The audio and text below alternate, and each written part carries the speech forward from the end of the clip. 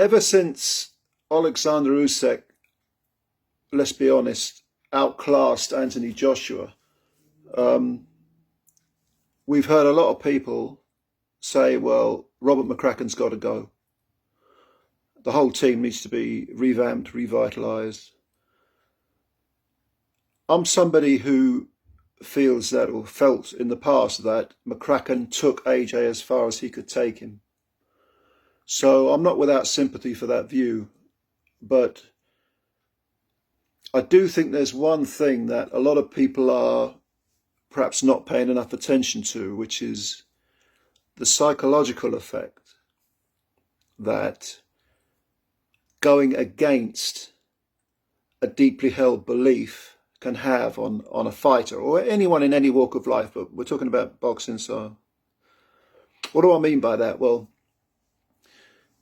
AJ seems to value loyalty. You know, he came to boxing relatively late. He won the gold medal. He had tremendous success as a professional. You know, he picked up all these belts, lost them, won them again. Robert McCracken was an intrinsic part of that. And AJ obviously feels that he owes McCracken a tremendous amount, which he does.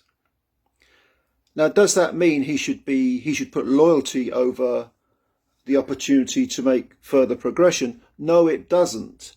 But it's not as easy as saying, well, loyalty in boxing, as Mickey Duff famously said, if you want loyalty, buy a dog. You've only got one career, get rid of him, get someone else in, doesn't matter who, maybe McGuigan, maybe Jonathan Banks, maybe, I don't know, Ben Davis, and whoever you pick. It's not that easy. Because if you go against something that is a deeply held personal belief, loyalty,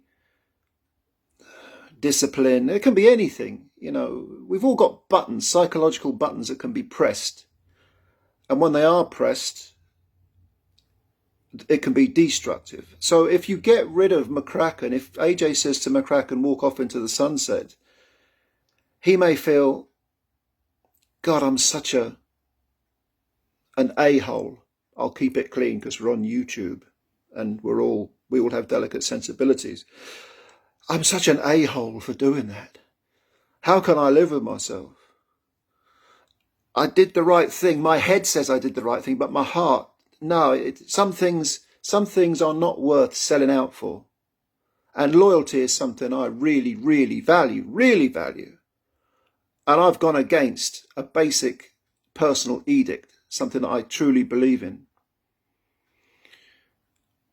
If he was to do that, it's perfectly feasible that he might consciously or subconsciously probably delve into some sort of self-sabotage and not be receptive to new ideas, valid new ideas that are coming from a replacement trainer like a McGuigan. I think McGuigan would be a pretty good fit with AJ, and so but you can be offered these ideas, you can be shown new things, but if your heart's not in it because you're haunted by being a sellout or by doing something that you've gone against, something that you believe in that you've gone against, then I really think it's a road to failure. Now, all of this is conjecture, isn't it? Because I don't know AJ, I never met the guy, don't know what's going on in his head. But I think this is something that has to be considered and isn't really being talked about much by other YouTube boxing guys that I watch. I watch a lot of these guys. I really like them. I mean, I love talking boxing, and I like G-Man, I like Hatman, I like Boxing Beats and Rhymes, and Chris Andre's brilliant. And you know, there's some really fantastic people out there who talk a lot of fantastic sense. Really, I love this stuff. I'm kind of addicted to watching boxing YouTubers. But anyway, I haven't heard them mention this, I think, as much as they should, which is why I've done this video. There was a recent Tim Witherspoon interview, and he talked an awful lot of sense about AJ and about his training situation. And he implied that maybe McCracken should be kept on board but put to the back, you know, maybe demoted under a different name so it's not quite so insulting, and bring in a new head trainer. I agree with that. I think that's the best way to go. I think there is a way for AJ to say to McCracken, you know, I love you to bits for what you've done for me. You've done so much. I'm really grateful. And but you know, I just want to freshen things up. I just, you know, there's a way of doing it. It's called diplomacy. It's called politicking. You know, politics is something that's got a bad name and with good reason. But sometimes it's important to do that because it eases your conscience. And I suppose that's what I'm talking about, conscience here. AJ has a conscience. You know, someone like Fury can chop and change willy-nilly. You know, fair enough. I'm not saying that's wrong. I'm not saying that's the wrong thing to do.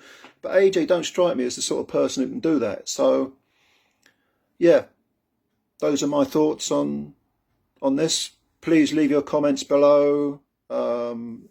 This is Joe Stunner Boxing. Please subscribe and hit the like button and do all that good stuff. I'm new to this game. I'm an old so-and-so. So, you know, but I just love boxing. So if you've watched this video, thank you very, very much. And I'll see you again sometime. Much love.